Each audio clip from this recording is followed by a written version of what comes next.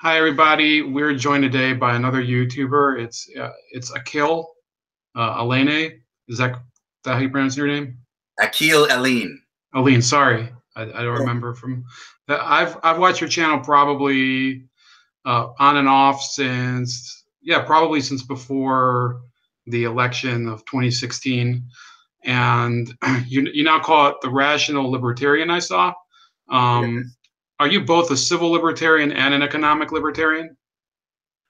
Yes, although probably to different degrees, or you could say different degrees of ideological purity in those two categories. But I do consider myself a libertarian in both categories to one degree or another. Okay, and I saw a video from I think the beginning of the month towards, probably like the first week of February where you said that Donald Trump shouldn't be able to take credit for the any booms in the economy. And for that matter, I think you said that no president could. What do you think is the real engine that drives an economy upward or downward, if there is any man-made effect on it?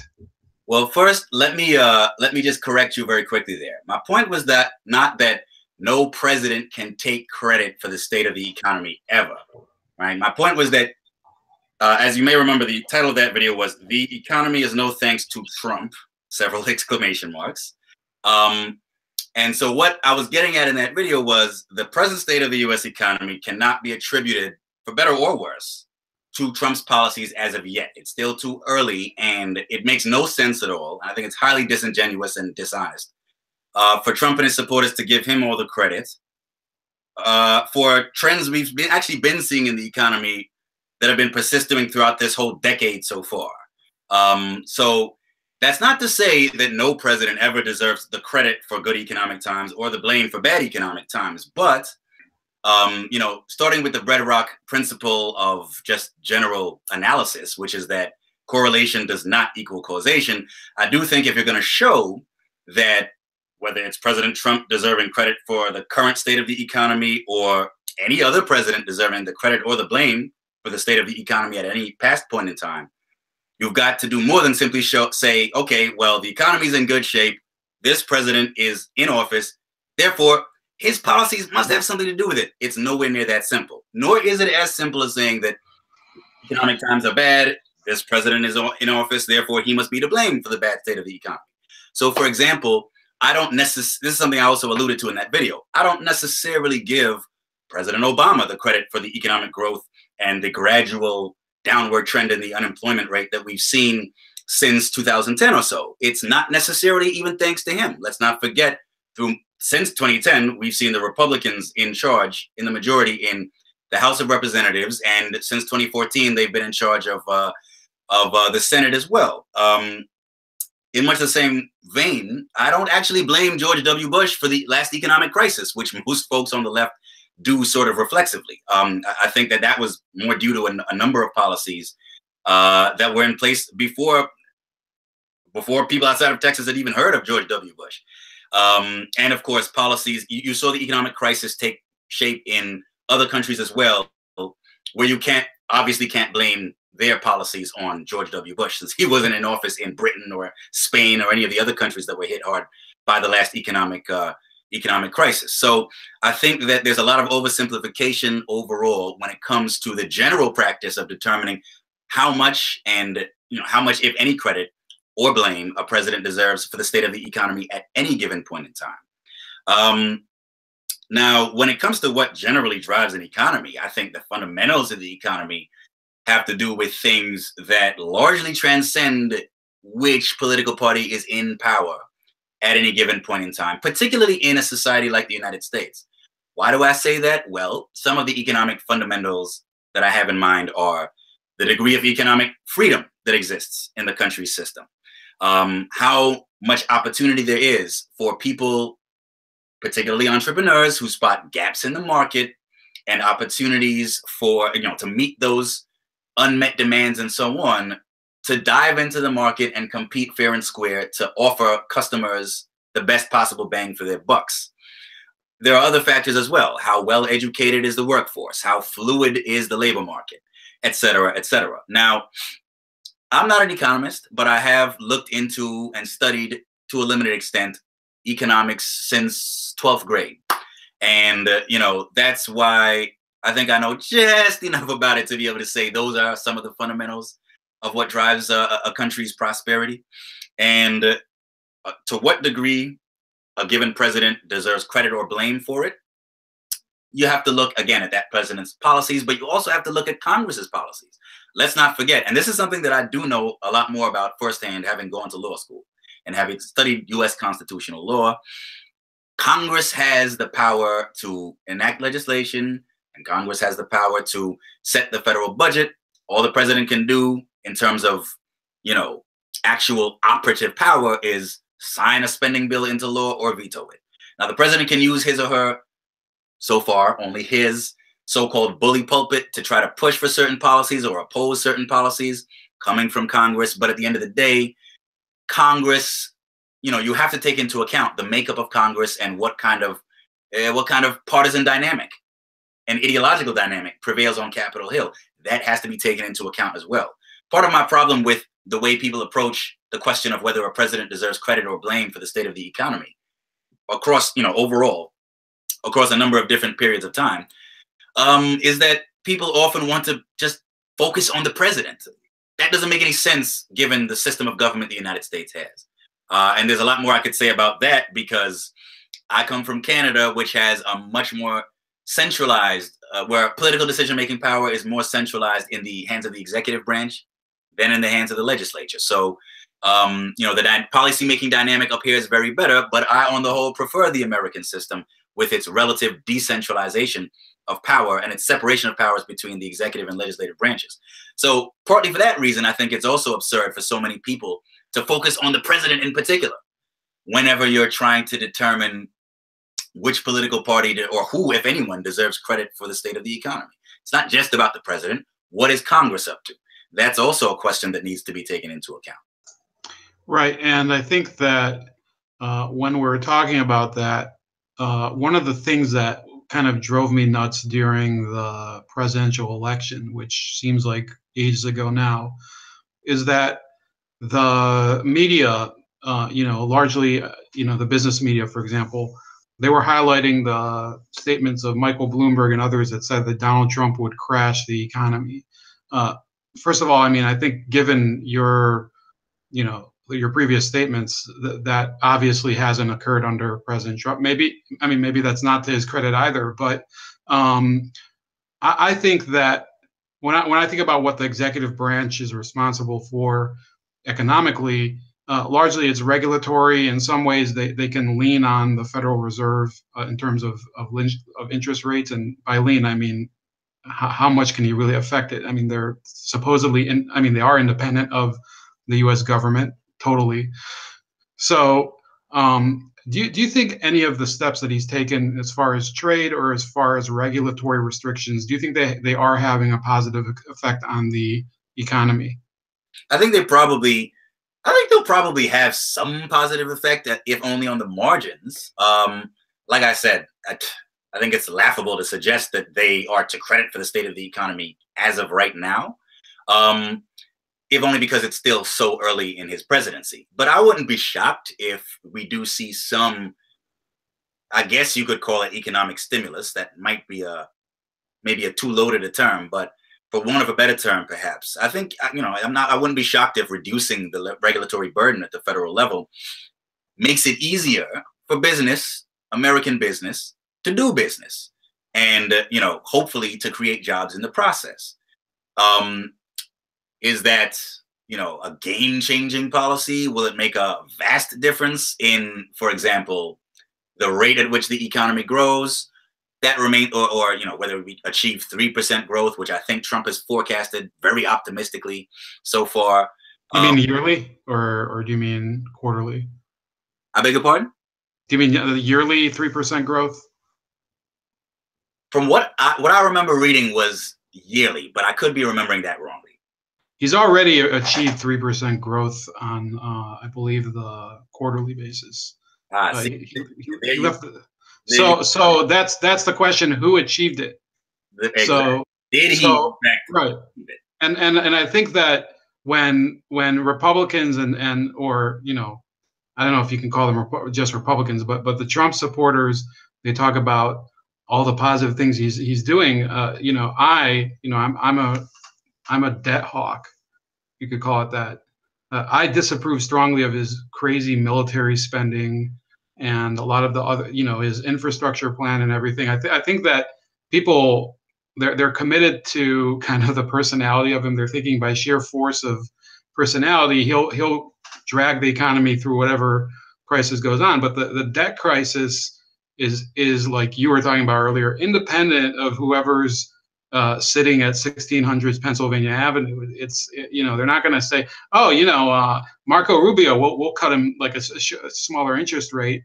That's an issue that I don't think either party really wants to deal with until they're losing on the budget battle. What are your thoughts about on the debt crisis? Because you live in Canada again, or you still live in the U.S. Because I know that the U.S. has a crazy national debt. I think Canada is also dealing with a growing national debt. So what do you see about that happening? Because we discussed that very deeply last night. You probably didn't see it, but that in my opinion is the biggest threat to the economy, irrespective of whoever the president is. I think you're probably right about that. And I can tell you, I currently live in Canada, although I've lived in the States for most of the past 13, 14 years or so, going to college and law school and later working in DC. And I can tell you, it's interesting. There have been some similarities in the two countries' approaches to balancing their respective federal budgets and the like. I know that both countries faced mounting federal debt in the late 20th century up until about the mid 1990s, and then an explosion of economic growth and a willingness to cut spending to different degrees led to a balancing of both countries' federal budgets about 20 years ago, around 1998 or so. But what you saw after that was that in the early 2000s, thanks to the recession of that period, thanks to to some degree, the Bush tax cuts, and thanks to September 11th and the ensuing war on terror, you've seen a worsening, particularly of the U.S. Debt situation. And I do think that that's a problem. I was talking to a free market economist friend of mine in one of my YouTube interviews a few months ago, and he was saying, it really is lousy that the Republican tax cut plan, which was still being debated in Congress at that point, just isn't likely to be accompanied by meaningful spending cuts. And that's typically the case overall. And, in theory, Republicans are supposed to be deficit hawks, right? And there was a period in history when, I think in the early 1960s under John F. Kennedy, he actually proposed a tax cut, and there were many Republicans on Capitol Hill who actually opposed it, not because they had a problem with tax cuts in principle, God knows, but because it wasn't going to be accompanied by meaningful spending cuts, and they recognized the risk that could lead to a worsening of the overall fiscal situation, the federal budget deficit, and the national debt. But I mean, that era is long gone. The era when Republicans were consistent deficit hawks and were willing to deal with what might be a revenue problem as well as a spending problem.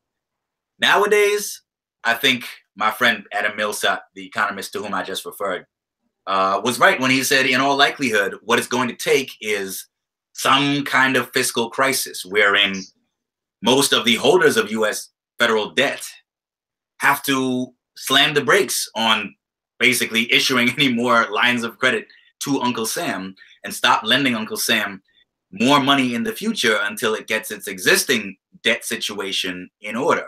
That'll probably have to happen to some serious degree before either party in Washington gets really serious about cutting spending and balancing the books. I mean, the incentives that point that way, that encourage that kind of fiscal recklessness, are pretty obvious. This is something I also mentioned in that video. In a nutshell, most people, if they can get the chance, would prefer to have their cake and eat it too. So if they can have relatively, pay relatively low taxes, but also have the government spend lots of money on them, that's the route that they'll take, and that's the option that they'll vote for, even if, the experts try to warn them that that's a lunatic way to run a government. So, I think that there's going to have to be a reckoning before either party really gets serious about it. And that's what we've seen in the past. The Republicans talk a big game about overspending and fiscal responsibility when they're out of power. Even sometimes when they have majorities in at least one house of Congress, if the White House is in the Democratic Party's hands, Republicans will still act like an opposition party and, you know, again, talk a big game about fiscal responsibility. Once government is united under their control at the executive and federal levels, that goes out the window, and basically the former Republican deficit hawks or fiscal hawks will suddenly turn into borrow and spend Republicans. And so really, most of the time, that's the option that confronts American voters. They can choose between tax and spend Democrats and borrow and spend Republicans. And now, you know, some liberal economists are coming out now and saying, you know, we need to do something about the deficit. Of course, their preferred solution is to raise taxes and bring in more revenue. They think the government has a revenue problem rather than a spending problem. And of course, that's consistent with their ideology and their worldview. And you have some lone voices crying out in the wilderness on the Republican side who are pointing out that this, you know, something's got to give and this can't go on forever. God alone knows when they'll actually be listened to in a Republican Congress or a Republican White House. Yes, and that's sort of why many people were reluctant. You know, I was originally going to vote for Gary Johnson when the election was going on, who I think would have. I think, like, you're talking about fake Republicans. I call him a fake libertarian too, but you know, let's not get into that. But I think that there is a need for more people or more parties to reconcile that, because the Republican Party is consistently taking more lobbying money from especially defense contractors and big pharma and other you know, businesses that are dependent on government largesse and subsidies, just like the Democrats are. Now, you know, we're talking about kind of the debt crisis being an issue where, you know, there's the borrowing from China and everything. What do you say about the trade imbalance that Trump really campaigned hard on? Do you think that does that affect, in your mind, the strength of a country's economy, or do you think it's a lot of political rhetoric on his part or on the part of any protectionist policymaker?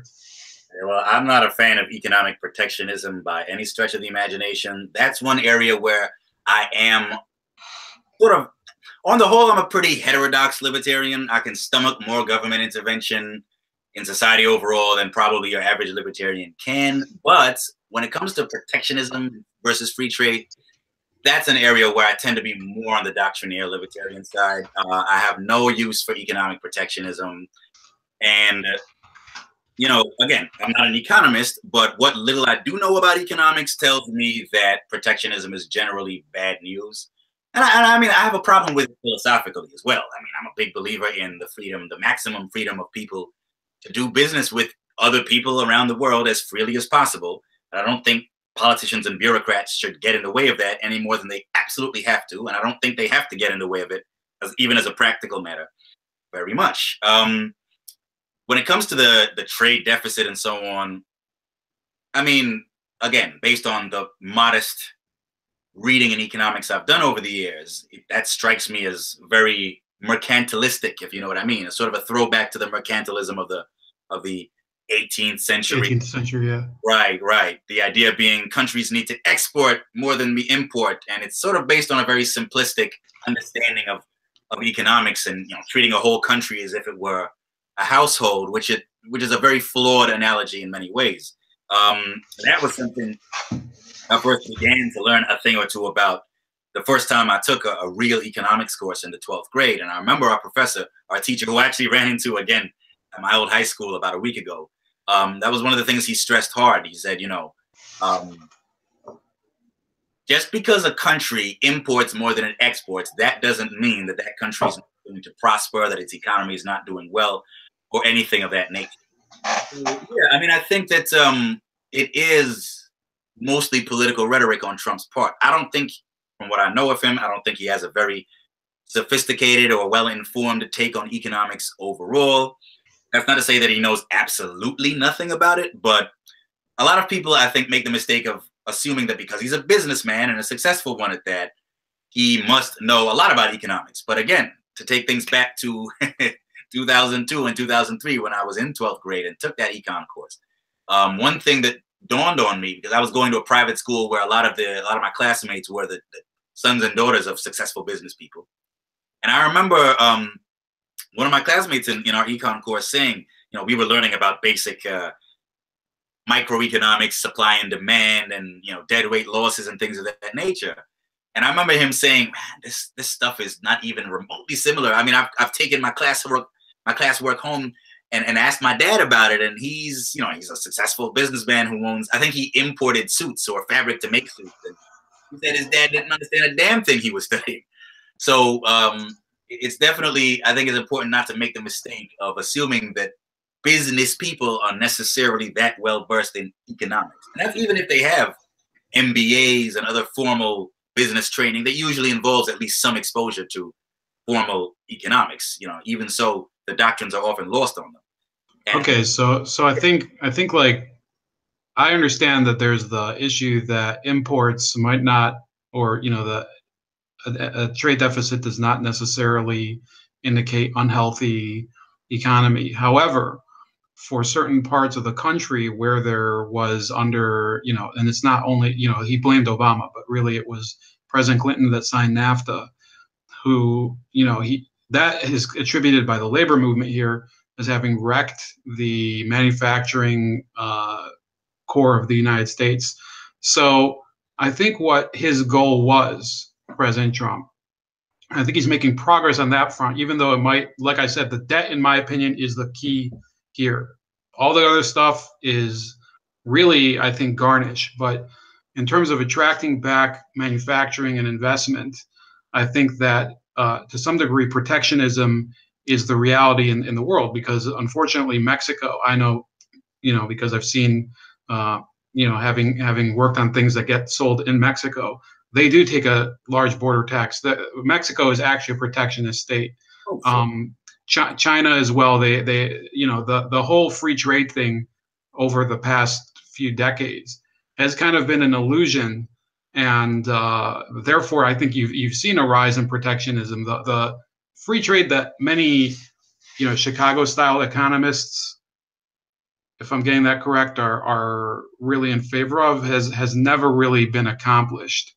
And that's why we've had sort of this upsurge in people who do want tariffs in place. Even these solar tariffs, which I'm seeing they are going to cause, some people are saying it's going to cause a lot of damage to that industry or whatever. So do you think in the economic reality of the world, your Prime Minister, Mr. Trudeau, is in India right now. I've been pretty entertained by his visit. So these guys, they do have to negotiate trade visits, trade relationships and everything.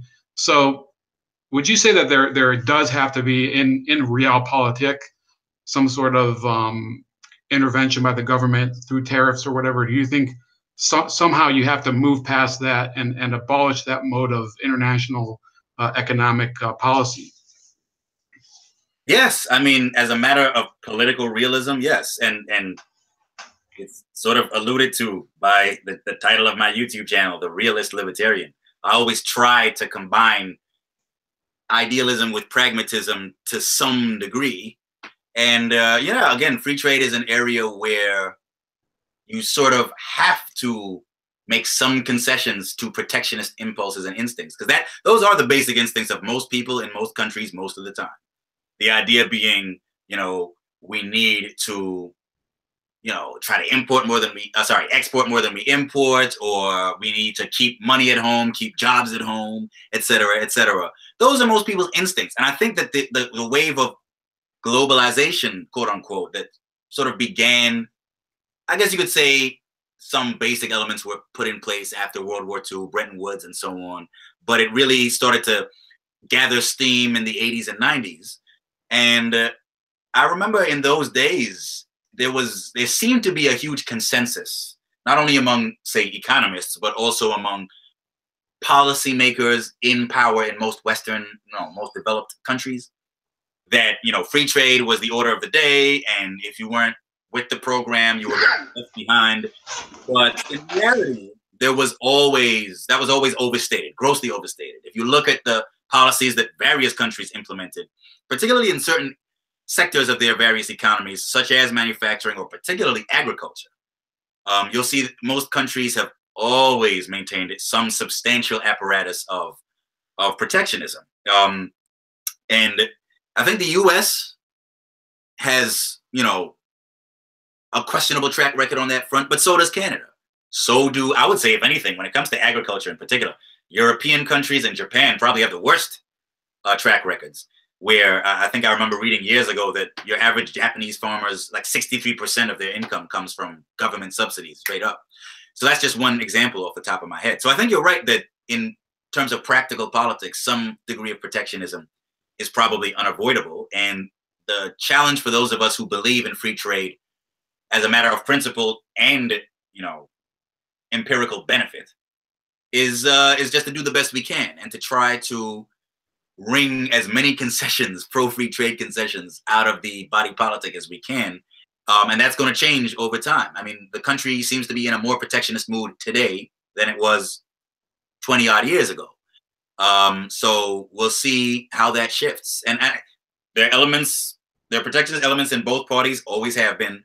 For example, Trump has been bleating about what used to be referred to in shorthand as outsourcing. I don't hear that particular term used in political rhetoric that much anymore, but I remember in 2004, it was John Kerry who made the biggest stink about outsourcing and shipping American jobs overseas. In 2008, I remember Hillary Clinton and Barack Obama in the Democratic primary campaign, both promising to renegotiate or abrogate NAFTA. I never bought into that promise. I always recognized it for the political window dressing, or to put it more crudely, BS that it always was. And sure enough, in the spring of 2008, I remember one of Obama's campaign advisors appearing in an interview on Canadian television up here and assuring his interviewer that don't worry, it's just political window dressing. And I think the news of that trickled south of the border and Obama was called on it and he had to distance himself from that particular advisor's statement. But sure enough, once he was inaugurated, you didn't really hear anything more about renegotiating or abrogating NAFTA. So, it wasn't a serious commitment on Obama's part, or I don't think John Kerry's or Hillary Clinton's either. But it's noteworthy that they felt the need, especially when campaigning in the Rust Belt, to pay lip service to that idea. But what's happened since obviously 2015 is that Trump decided to take that idea and run with it. We saw echoes of it in the Democratic Party too, in the Bernie Sanders campaign. So I think you're quite right. I think that's the political reality, and those of us who don't share that view sort of have to, negotiate compromises with it to some degree. Right, and I think that one of the reasons that Trump has been able to be, I'm not going to say that he's going to be successful with NAFTA because, whatever. I mean, I see how he's being hemmed in by the gun control crowd. So he's kind of distracted from it, and we don't even know what his real intentions are. However, given the fact that, he has according to some estimates of his fortune, he's a little more independent of lobbyists than some of the previous presidents you've had. The assumption is that he has more freedom to act on that. Now, I know that you were pressed for a time, so I'd love to have you back. This is Akil Alleyne. When let's have you give a last word. What's it like being a libertarian in Canada? Is there any large-scale support for that frame of mind over there, or do you kind of feel a little stuck in the woods there? I think that depends on what kind of approach you take as a libertarian toward real world party politics. You're the kind of person, and more specifically the kind of libertarian, who would like libertarians to carve out a distinct and very discrete political presence of their own, preferably in the form of their own political party, which does exist in Canada, although it's very tiny and has no elected members anywhere in Canada, I don't think. If you prefer to take that approach, then or if you prefer to, announce yourself as a libertarian and distinguish yourself from both the left and the right, which is my approach to some degree, then, hey, you're going to have a very tough time, because as soon as most Canadians, most, mind you, not all, but most Canadians hear you start using libertarian buzzwords like free markets and things of that nature, they immediately start classifying you into that dreaded right-wing box. And the thing about Canadian politics is that a lot of it is driven by a sort of almost latent and laid-back anti-Americanism. A big part of Canada's identity, or at least the identity of the English-speaking majority in Canada, since before Canada became a country 150 years ago, has been based on resistance to being absorbed by the United States, or even merely coming to resemble the United States too closely. Now, in many respects, Canada has come to resemble the United States pretty closely anyway, but a big concern and a big instinct in Canadian politics is not to be too much like the Americans. And so, that desire informs a lot of Canadians' attitudes at all levels of the society, especially when it comes to issues like healthcare. Most Canadians pride themselves on having, a universal healthcare system that covers everyone, yada, yada, yada. And a less militaristic foreign policy, the works. Yeah, we'll have to have you back on one day to talk about the healthcare, but go ahead. Absolutely. But at the same time, if you're the kind of libertarian who's content to work within the existing political party structure and who is willing to count his or her blessings and celebrate any advances that happen to support or to advance the libertarian cause, then there's actually a lot to admire in Canada.